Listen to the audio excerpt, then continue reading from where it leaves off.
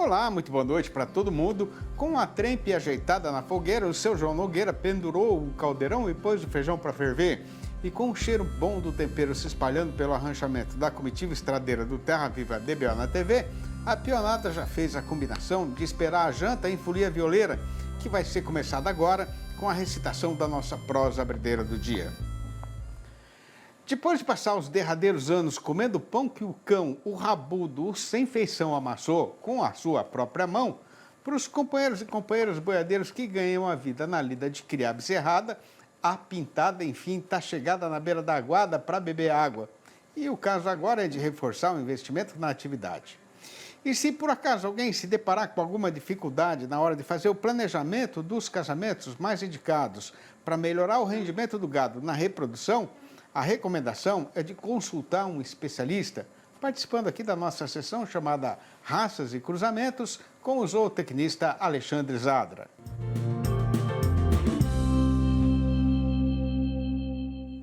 E a pergunta de hoje foi mandada pelo nosso companheiro boiadeiro Joaquim Pedro Marcondes, de Santo Antônio da Patrulha, no Rio Grande do Sul. Considerando uma fazenda que usa o sistema de cruzamentos absorventes, o que ele está querendo saber é quantas gerações são necessárias para eliminar uma raça e chegar a um animal puro por cruza. Pois então, tendo apresentado a questão a quem tem experiência e sabedência para indicar a resposta certa para cada situação, a gente sai de banda e fica prestando atenção no que é que o Zadra vai falar. Olá, Joaquim, obrigado pela pergunta. Para a gente poder fazer animais puro por cruza, através de um cruzamento absorvente, como você pergunta, utilizando uma raça diferente da nossa raça original que temos em casa, nós temos algumas regras. Algumas associações, como por exemplo a ABCZ, Associação Brasileira dos Criadores de Zebu, eles consideram PC, ou puro por cruza, ou animais que já são 15, 16 avos de sangue zebuíno, da raça que você pretende fazer cruzamento para mudar a raça que você tem em casa. Então, 15, 16 já é um PC. Para ser PO, 31, 32 será considerado PO, ou seja, aí você tem um animal que é praticamente 5 gerações para que ele tenha condição de transmitir as características inerentes à raça para a próxima geração. Então o intuito é esse, de a gente ter mais gerações acumuladas, vamos dizer, daquela raça. O intuito é porque essa raça tem que transmitir aos seus filhos as características que são inerentes a ela, características desejáveis dentro da raça, características raciais. Por exemplo, o Cenepol também. O Cenepol, você tem um S1, que é o meio sangue Cenepol com outra raça, depois você joga o Cenepol sobre a meio sangue, você vai fazer o 3/4 ou o S2, depois você tem PC1, que seria um animal 7/8, PC2, que seria o 15, 16, e aí o PO, que seria um 31, 32. Então a maioria das raças, depende de raça e associação, mas a maioria das raças trabalham entre 4 e 5 gerações para que o animal seja considerado PO. Por exemplo, o Angus, você tem a questão de sempre, para ser PO, ele tem que ser filho de mães e pais conhecidos da raça, dentro do registro genealógico. Para que você utilize um touro macho PO, um touro, logicamente, PO Angus, que não seja PO vindo de pai e mãe de origem conhecida, Angus, você só pode utilizar em rebanhos comerciais e não para inseminação. Tem diversas regras, mas você considere, Joaquim, entre 4 e 5 gerações para que esses animais venham transmitir as características raciais à próxima geração, ok? Espero ter respondido sua pergunta, Joaquim. Um abraço a todos e vamos para o campo. Estando o carretão andando no eito, de acordo com o planejamento que tinha sido feito, a hora agora é de fazer um intervalo na função, mas é só por um prazinho ligeiro, E é já que a gente vai voltar a correr chão no estradão. Aguarde. Impresso ou digital? Se você quer o melhor conteúdo para a pecuária, fique com os dois. Tenha sempre seus exemplares da DBO à disposição, no escritório, na caminhonete ou ao alcance de seus colaboradores na fazenda. DBO é fonte de conhecimento, reportagens de campo, matérias, artigos e análises de mercado. Entre lá na nossa loja no portal DBO e faça sua assinatura impressa e digital ou só digital. Em praticamente todas as fazendas leiteiras brasileiras, a bezerra é apartada da mãe logo depois da aparição. E na maioria das propriedades, a criação é individual, sem a presença nem a proximidade de outras fêmeas da mesma idade. Isso porque o sistema coletivo, que poderia ser uma boa alternativa a esta situação, exige instalações próprias que aumentam muito o custo da atividade. Acontece que o isolamento contraria o comportamento natural do animal e pode acabar não favorecendo o seu pleno desenvolvimento, prejudicando até o seu futuro na produção. A novidade é que, para voltear essa dificuldade, alguns produtores já estão criando suas bezerras em pares e os resultados estão deixando esses pecuaristas muito animados. Pois então, para adquirir maior conhecimento a respeito da importância deste manejo e de como é que ele deve ser feito, a gente está tendo a satisfação de receber aqui no nosso arranchamento eletrônico a visita internética do médico veterinário Michael Moroz, especialista em saúde e bem-estar na criação de bezerras, que vai participar da nossa entrevista do dia, falando ao vivo pelo computador, diretamente de Curitiba, a capital do Paraná. Boa noite, Michael. Muito obrigado por você ter aceitado o nosso convite para essa prosa aqui na televisão. Seja muito bem-vindo e faça o favor de ficar muito à vontade, porque a amizade e a simplicidade são a serventia da nossa casa. Muito obrigado pelo convite. É um prazer estar aqui com vocês hoje discutindo um pouco sobre esse tema tão importante. A gente que agradece. Ô, Michael, por que é que o isolamento na criação das bezerras leiteiras não é o melhor sistema de fazer a criação das fêmeas novas na fazenda, hein? Ótima pergunta. Quando a gente fala um pouco sobre isolamento social, acho que a gente se põe muito no lugar, né? Como foi a pandemia para nós, né? Será que é bom a gente viver sozinho, ter a companhia de alguém, né? Da mesma forma, as espécies. Eu acredito que um dos principais problemas que a gente vê são justamente aqueles relacionados a alterações comportamentais que esses animais têm, muitas vezes pela falta, né, de contato com outros animais, A gente nunca esquece, né, que bezerros é como se fosse uma criança, então eles estão sempre brincando, né, se locomovendo, explorando o ambiente. E quando eles têm a companhia de outro animal, então automaticamente eles têm a oportunidade de fazer mais esse comportamento do que quando estivessem sozinhos. Então a gente vê que esses animais realmente, muitas vezes, né, têm, além de menor ganho de peso, menor consumo de ração, quando comparado àqueles que estão alojados com animais, né, contemporâneos em uma mesma baia. A gente tem achado várias coisas interessantes aí com anos de pesquisas nesse tema. Uma bezerra pode aprender alguma coisa com a outra bezerra, Michael?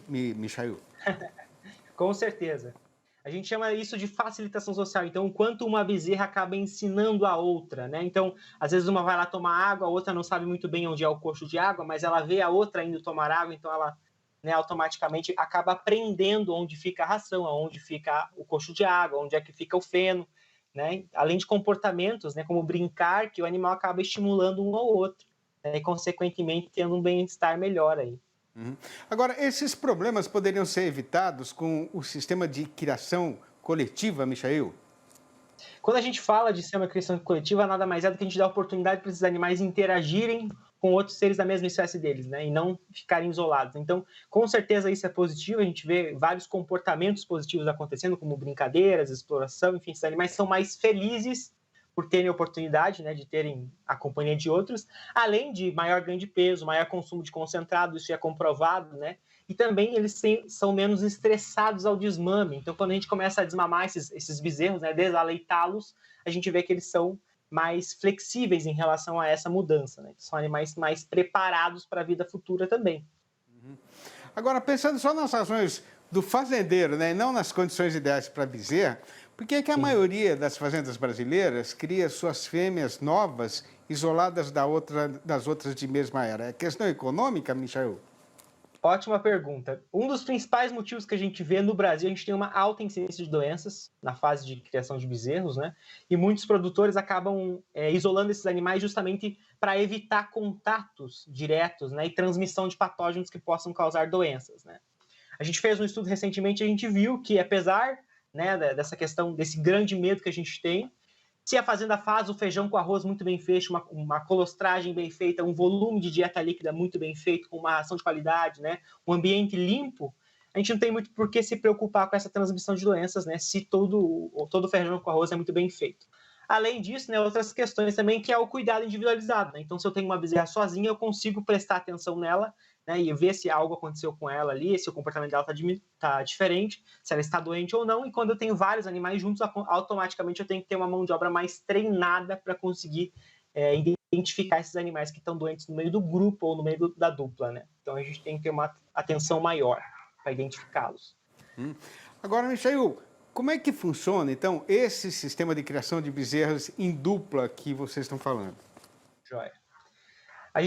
Essa não é uma história muito nova, né? Já tem mais de 20 anos que esse sistema existe, que é basicamente a gente colocar animais, então, em duplas ao invés de grupos, né? Então, o que a gente preconiza é parear animais que são contemporâneos, então, até 7 dias de vida, falando de bezerras leiteiras, né?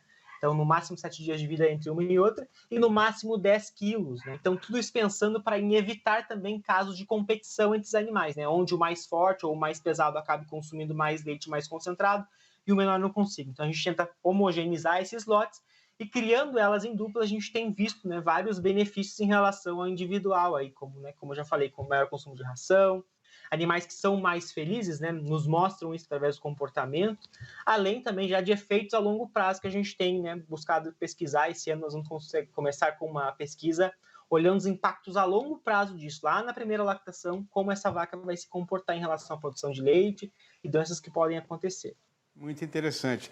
Agora, o que é que o pecuarista tem de fazer em relação às instalações na propriedade para usar esse sistema de criação de bezerros em duplas? Ótima pergunta. Uma das primeiras coisas que eu sempre gosto de falar se é um balde de água, é para um animal. Então, a gente não pode colocar 2 animais no lugar onde só caberia um. Então, sempre tem que ser um lugar suficiente para que 2 animais consigam ficar deitados e consigam se locomover nessa baia ou nesse espaço. Então, automaticamente, a gente precisa de uma baia que caibam 2 animais, que possuam 2 mamadeiras ou 2 baldes com bicos, né? Que eu dê condições para que ambos os animais se desenvolvam perfeitamente, né? Sem que um atrapalhe no desenvolvimento do outro. Então, esse é um dos principais pontos. E falando em criação tanto em dupla, mas em grupo, que a gente tem preconizado são bicos de boa qualidade, né? Então, se a gente dá essas mamadeiras, um bico muito bom, a gente sabe que essa salivação dos animais vai ser melhor e, consequentemente, a gente acaba vendo menos comportamentos de mamada cruzada entre os bezerros, que é algo visto como, né, que a gente tem que evitar, porque ele é negativo e pode causar prejuízos. Agora, já dá para a gente saber, né, pelos dados que vocês têm, Michael, que isso vai ter uma diferença lá na frente quando essa vaca ou essa bezerra virar uma vaca e vai entrar em produção de leite?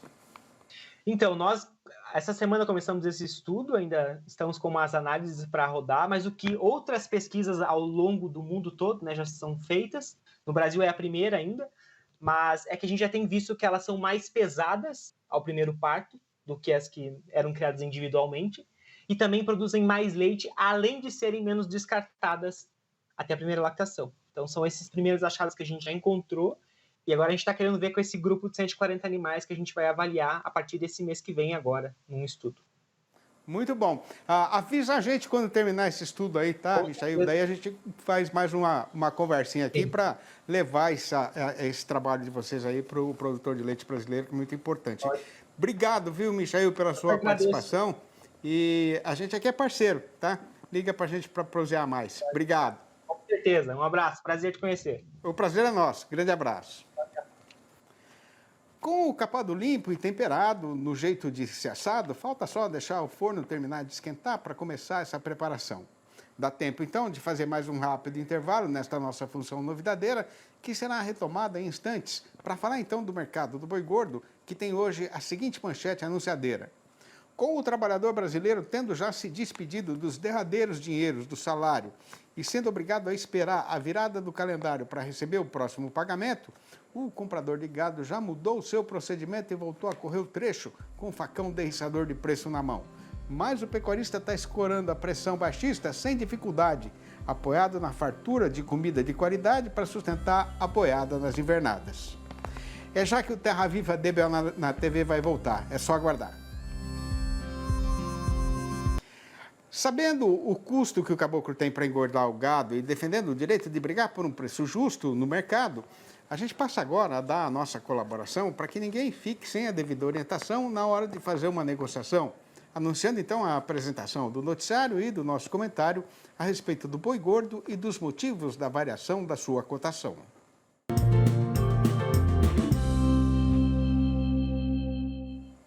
Conforme o companheiro pecuarista viu isso acontecendo no Brasil inteiro, fazia muito tempo que o mercado varejista de carne não tinha um começo de ano tão bom quanto este do 2025, né?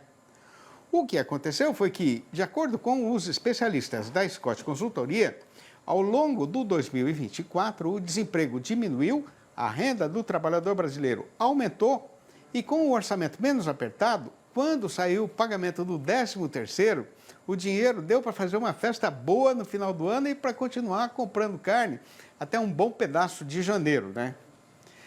A questão é que o mundo mudou sim, mas também não foi tanto assim, né? E como tudo na vida tem um fim, o consumidor agora já está de novo com a algibeira até areada de tão vazia, do mesmo jeito que está também a gaveta de carne na geladeira. De qualquer maneira, a amiga fazendeira ainda não tem razão para ficar demasiadamente preocupada, porque costumeiramente o mês presente é o pior do ano para se vender carne aqui no nosso próprio terreiro, de modo então que esta situação era perfeitamente esperada. Por outro lado, é verdade verdadeira mesmo que a exportação continua em grande animação, e essa disposição do freguês estrangeiro está ajudando a não deixar a nossa praça boiadeira despinguelar de vez na descida da ribanceira. Ainda assim, como todo mundo tem bem sabedência, né, a atual inapetência da população local faz uma baita diferença. E principalmente por conta disso, no frigorífico a câmara fria agora já está menos vazia e o dono já não está tão preocupado em correr atrás de mais mercadoria. Já do lado de dentro da porteira, o caso que está sendo passado é que, nas invernadas, o vício da pastagem está enfeitando a paisagem e o gado está roliço.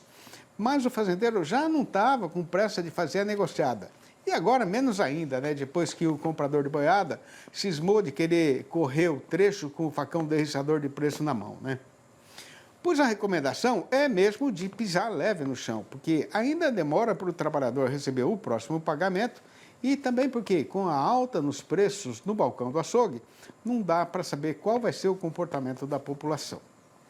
Juntando tudo, no balanço do dia da Scott Consultoria foram apuradas mudanças nas cotações em 7 das 32 regiões consultadas regularmente no Brasil inteiro, sendo que a arroba subiu em 3 dessas praças consideradas, mas caiu nas outras 4.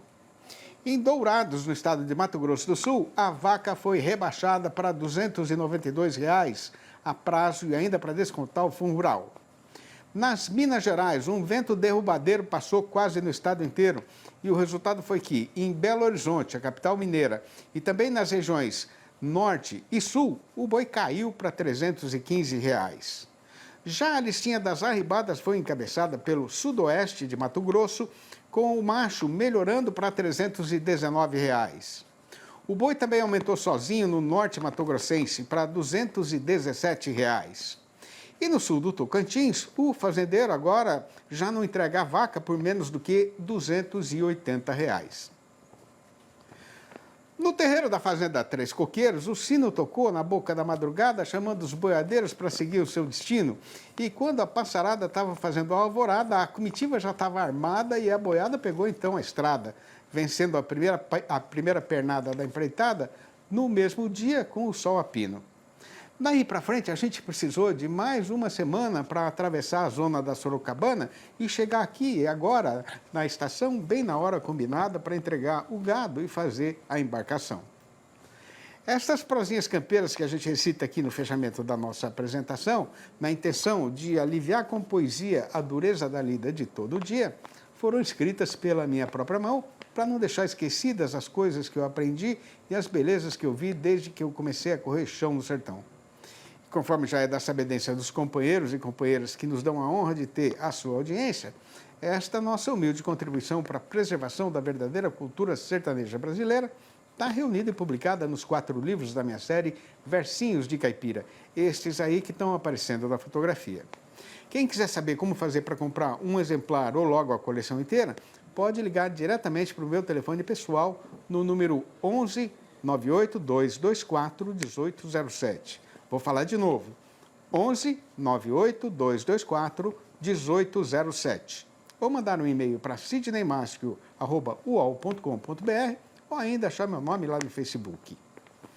E assim a gente dá por encerrada mais uma função e anuncia a retirada, mas antes de ganhar chão no Estradão, já fica combinada e acertada a volta do Terra Viva DBA na TV para amanhã, às 6h30 e às 10h30 da manhã e ainda às 7h25 da noite. Um abraço para todo mundo e até lá então.